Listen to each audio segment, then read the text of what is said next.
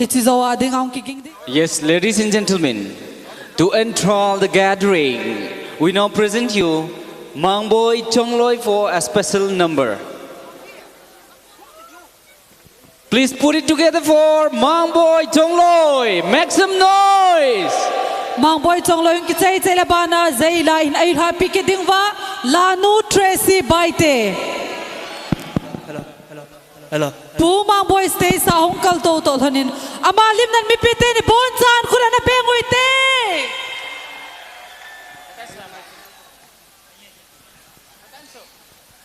Hello. Ngayon ngay chul lâu trời có thô dâu bồi khen nông bồn đầu tiền sáng nhau.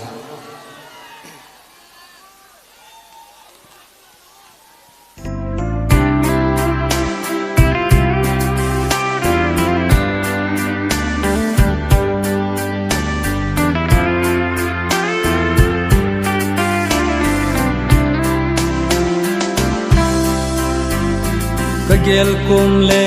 nau bang kakana len pul do na sit le chunga sang khen ding mel la lom lo zan ko so kagel jing kan ko chen si tui no bang lo mang hita ayo ai chu lo cho soi cái thô dấu côi khăn nông pul đâu cái giàn mang đình in dòng cái thanh cối bò đi khăn có chen hình ghel tìm môi nô ít ti đình bề mà chúng phát thiên lại thân cái gì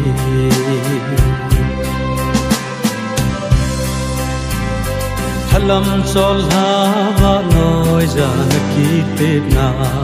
kamil thei poi kaise lunga hindel gelo kam chang so sa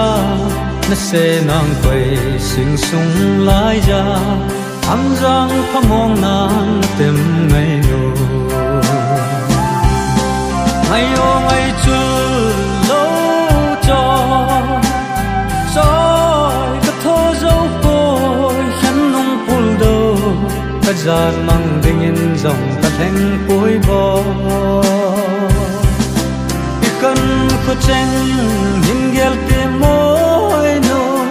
ít ti đình bề mà chúng phát thiên lại thân cái gì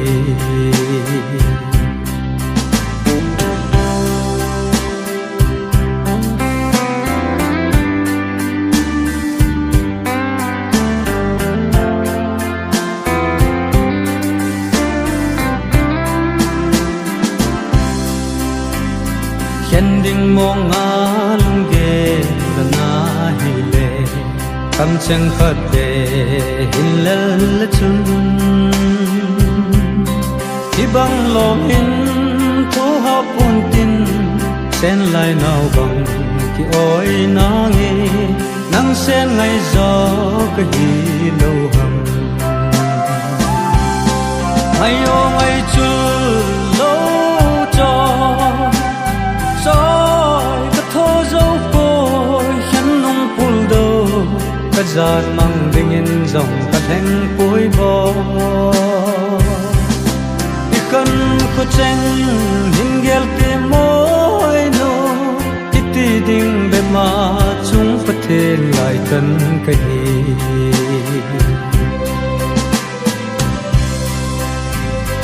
hùng đăng lại lo nahi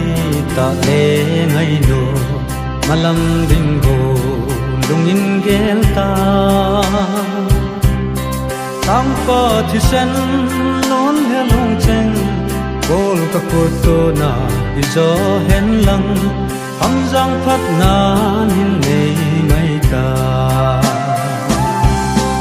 ayo ngai chu lo cho soi cái thô dấu côi khăn nông pul đâu cái giàn mang đình in dòng cái thanh cối bò đi cần có chen hình ghel tìm môi nô ít ti đình bề mà chúng phát thên lại tân cái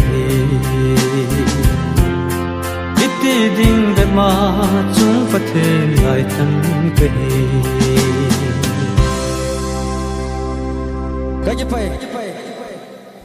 Kipam the e pu mang boy chong loi ama ko na lunglen la ngai ta ini oil happy na ini ngai ta ven mi pi ti ho jong thanom ta ini ngai na wa kipa thu avel velin ama chung le mi pi na ho zo si chunga kain phong ini hi